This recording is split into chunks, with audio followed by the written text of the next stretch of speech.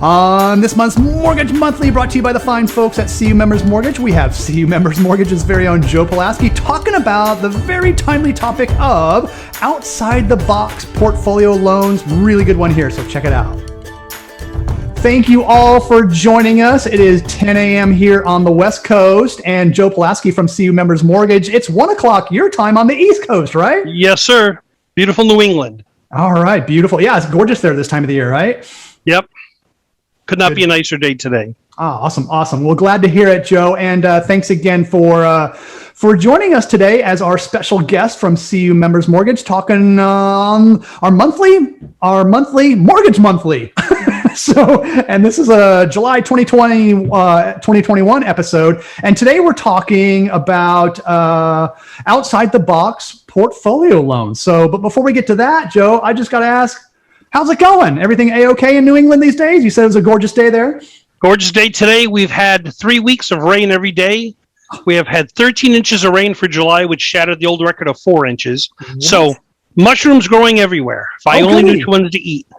Exactly. Well, can you send some of that rain out to San Diego? Because we are lacking in the water department here. So if you can send a truck out our way, we'd be very appreciative. So I'll see what I can do for you. All right. Thanks, Joe. All right. Hey, let's get to the topic today. Again, we're talking about outside the box portfolio loans, and on our monthly Mortgage Monthly show, brought to you by the fine folks at CU Members Mortgage. And again, Joe Polaski is our guest today. So Joe, we're hearing a lot of buzz about credit unions getting first mortgage loans on their books, sometimes for the first time. So is this really a trend that's happening right now?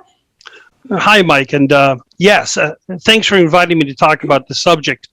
In a word, it's a trend as credit unions have money to lend, and real estate loans are a very attractive option for many institutions. And by the way, I am not here to say that credit unions should or should not add real estate loans to the portfolio. That's up to the individual credit union's management team and their board.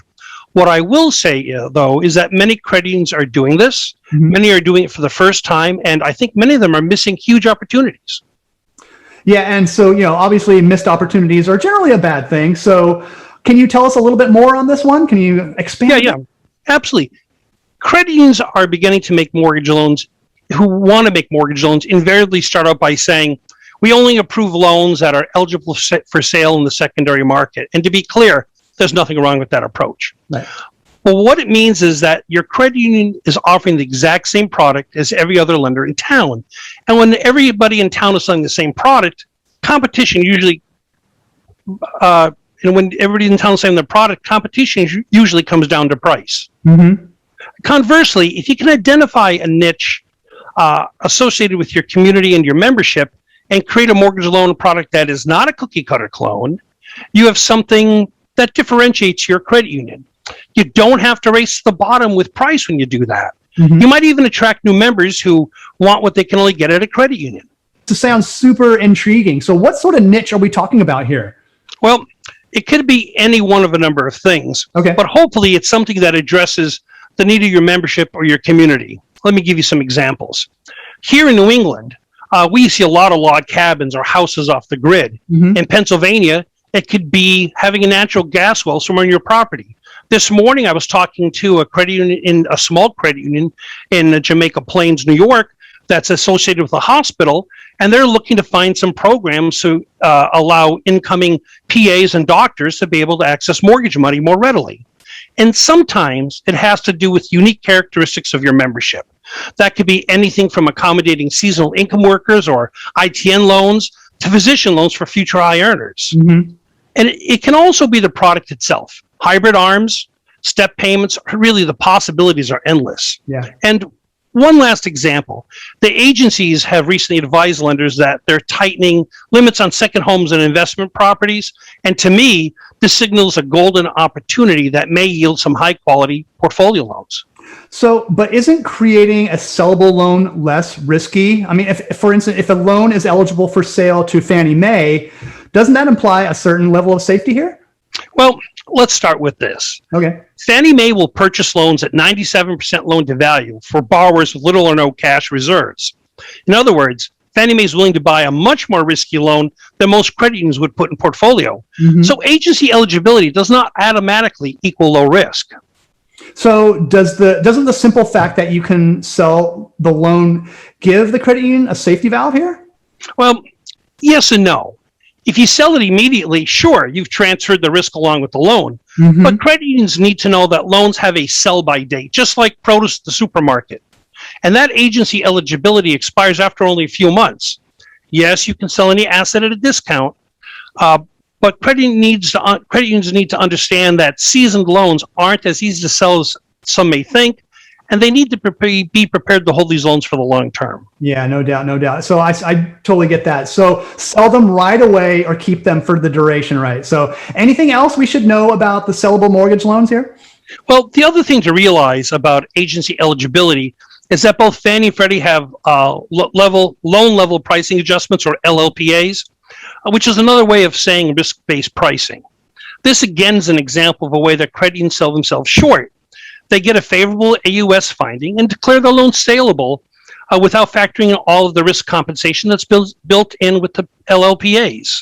Now, none of this is to say that agency documentation standards are bad. In fact, I would say they are the best practices for income and asset verification, but we should not make the mistake to equate agency eligibility with automatic low risk. Yeah. So you're saying that a credit union can create a loan that is non-conforming, but still a good credit risk? Absolutely. And this is actually what credit unions do best, right?